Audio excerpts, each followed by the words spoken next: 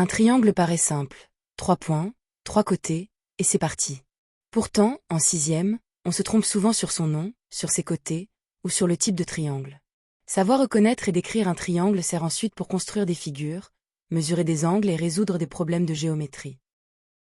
Dans cette leçon, tu vas apprendre à nommer un triangle avec ses sommets, puis à repérer ses côtés et ses angles. Tu vas aussi distinguer les principaux triangles particuliers, isocèles, équilatéral et rectangle. Enfin, tu t'entraîneras à justifier tes réponses avec des phrases précises, pas seulement avec un dessin. Un triangle est une figure formée par 3 points non alignés, appelés sommets, reliés par 3 segments, appelés côtés. Par exemple, si les sommets sont A, B et C, le triangle peut s'appeler ABC, mais aussi BCA ou CAB. L'important est d'utiliser les 3 lettres des sommets.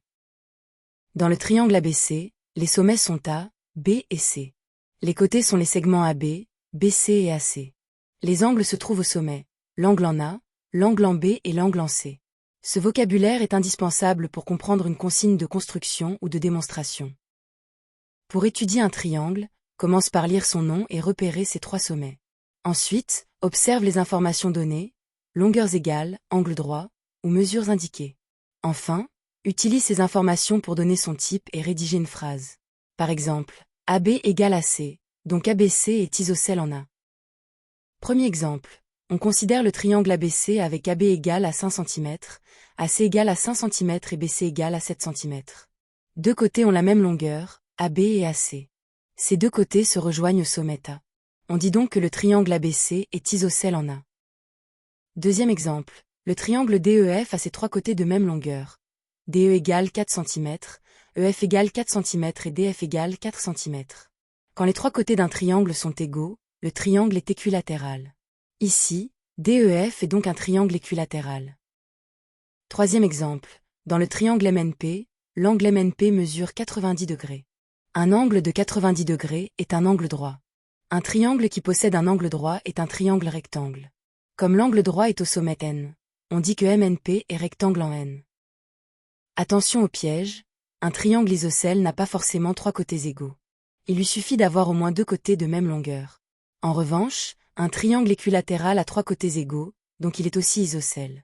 Mais en sixième, on l'appelle surtout équilatéral, car c'est l'information la plus précise. Exercice 1. Dans le triangle RST, on donne RS égale à 6 cm, SIN égale à 6 cm et RT égale à 9 cm. Quel est le type de ce triangle? Indique aussi le sommet principal si c'est un triangle isocèle. Mets la vidéo en pause et essaie.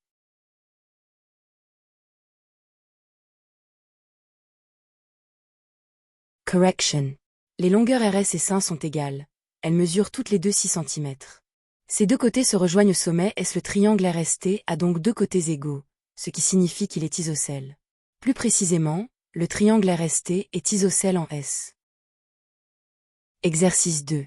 On considère un triangle GHI. On sait que l'angle GHI mesure 90 degrés. Que peut-on dire de ce triangle? Donne une réponse complète, avec le nom du sommet où se trouve l'angle droit. Mets la vidéo en pause et essaie.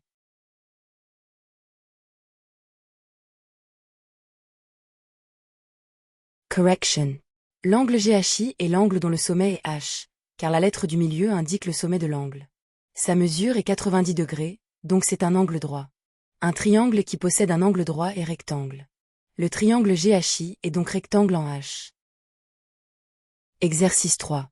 Peut-on construire un triangle avec 3 segments de longueur 3 cm, 4 cm et 8 cm? Réfléchis à la condition, le plus grand côté doit être plus court que la somme des deux autres. Mets la vidéo en pause et essaie.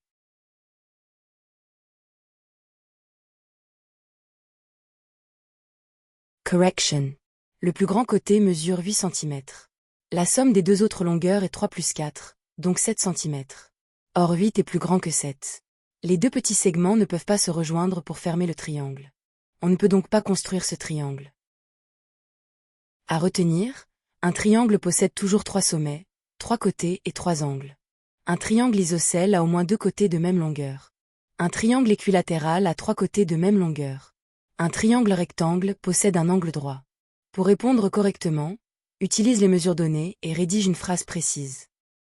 Tu sais maintenant reconnaître et décrire les principaux triangles étudiés en sixième.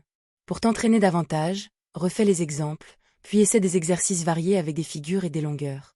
Télécharge la fiche d'exercice corrigée gratuite sur math-collège.fr.